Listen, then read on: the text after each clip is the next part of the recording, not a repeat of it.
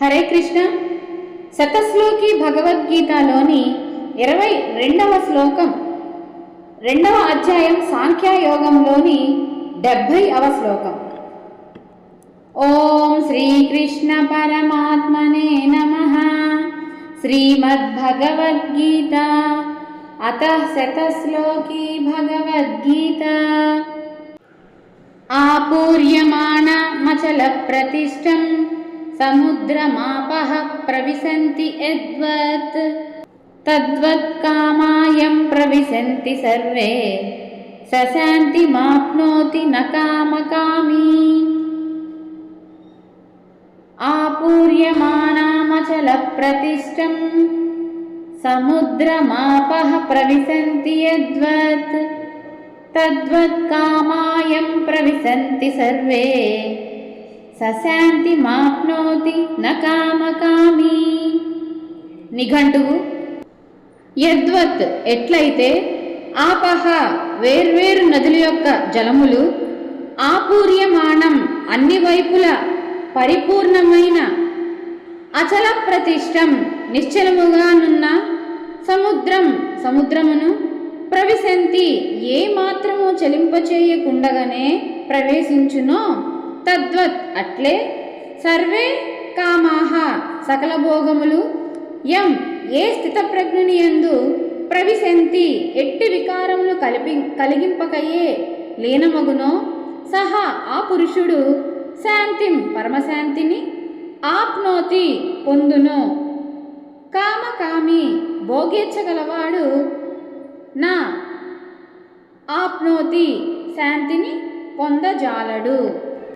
తాత్పర్యము: జలములచే సంపూర్ణముగా నిండింపబడినదియు నిశ్చలమైనదియు అగు సముద్రమును, నదీ జలము మున్నగునవి ఏ ప్రకారముగా ప్రవేశించుచు ఉన్నవో ఆ ప్రకారమే భోగ్య విషయములన్నీయు ఏ బ్రహ్మనిష్ఠుని పొంది అతనిని వికృతము చేయలేక అణిగిపోవచ్చున్నవో అతడే శాంతిని పొందును గాని విషయాసక్తి కలవాడు కాడు.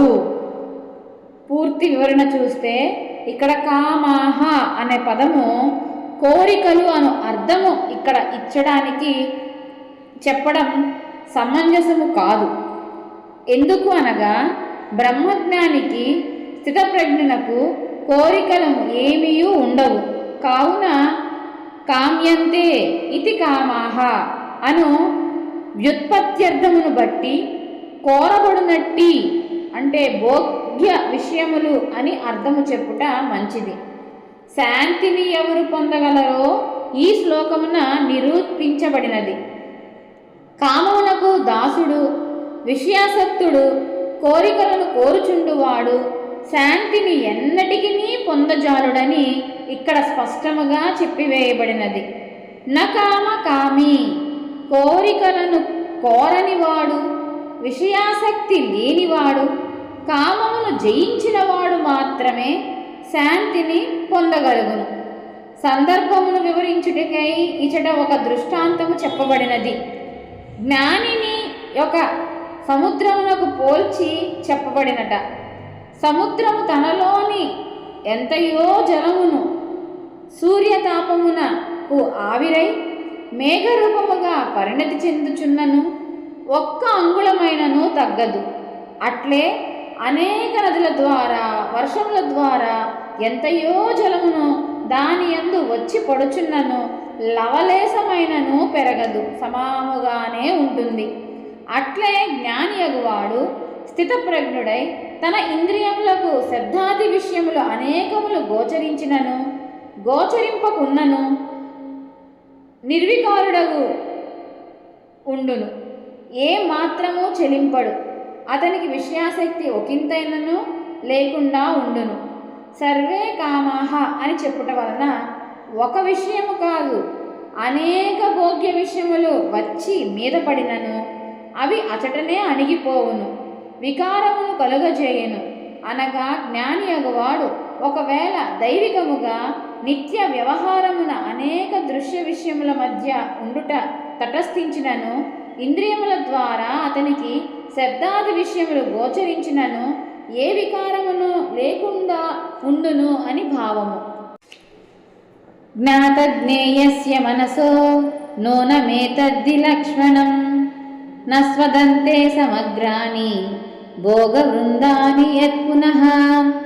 వశిష్ఠ గీత అని శ్రీ వశిష్ఠ మునీంద్రులు పలికినట్లు ఆత్మజ్ఞాని యొక్క గురుతు భోగములందు ఆసక్తి లేకుండా ఉండటమే అగును.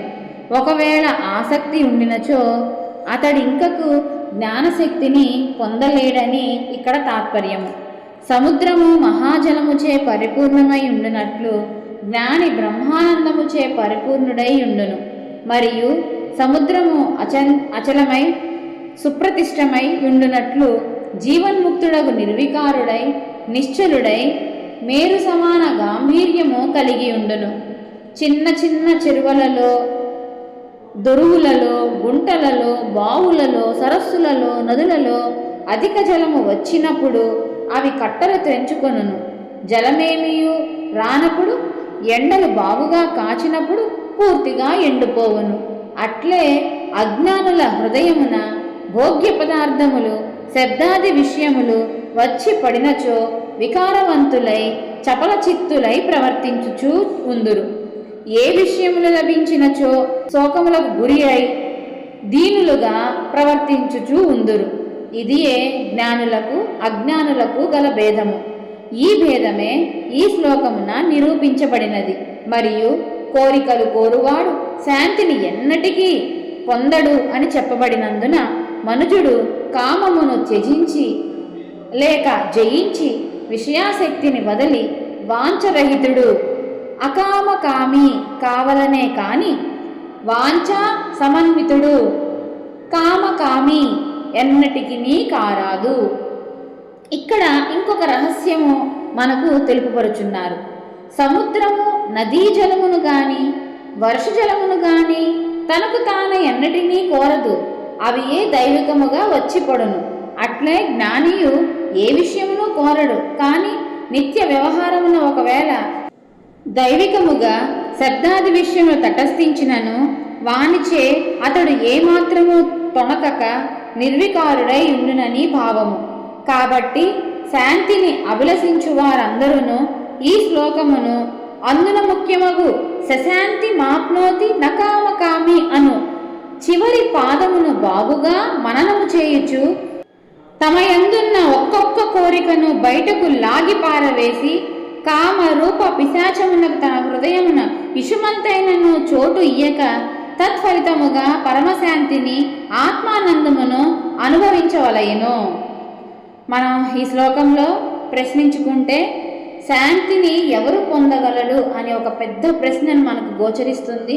దానికి సమాధానముగా పరమాత్మ ఏ కోరికలు లేనివాడు, విషయజాలముచే వికృతమును కాని హృదయము కలవాడు, సముద్రముల వలె నిర్వికారుడై పొందుతాడో శాంతిని వారు పొందును. అంతియే కాని కోరికలు కోరుచుండవాడెప్పటికీ శాంతిని పొందలేడు అని మన కోరికలను అదుపులో పెట్టుకోవాలని ఇక్కడ శ్రీ భగవానుల వారు మనకు హెచ్చరిక ఇవ్వడం జరిగింది. హరే కృష్ణ. అందరం అది పాటిద్దాం, శాంతిగా ఉందాం. జై గోవింద. భగవద్గీత చదువుదాం, ఆ తర్వాత మనమే మార్చుకుందాం.